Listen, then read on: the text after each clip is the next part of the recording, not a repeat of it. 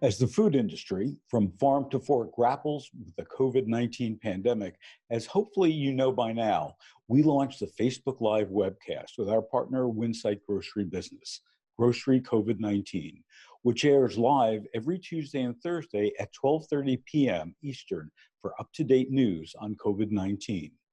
On our Lempert Report videos, we will occasionally address COVID-19 stories, but we will continue our focus on marketing analysis, issues, and trends for the food industry.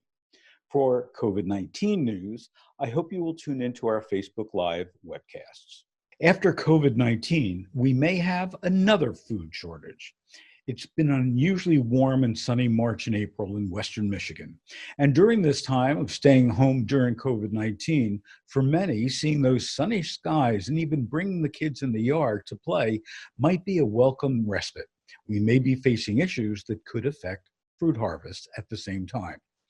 Michigan State University Extension food educator Mark Longstroth told WWMT that an early long stretch of warm weather could push plants to blossom, making them weaker to cold temperatures.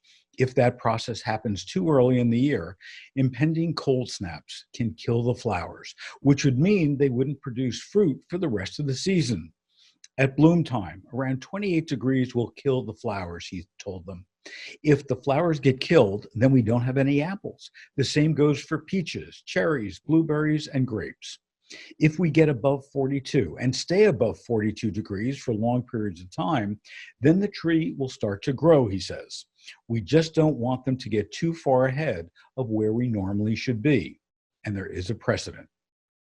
8 years ago, exactly that scenario happened when too warm, too soon weather prompted a 5% crop yield in Michigan. 80 degrees for highs during the day and 60 degrees at night. Fruit trees were blooming at the end of March, and then April brought several freezes. We virtually had no fruit, he says. For our guys, farmers, he means, they had nothing.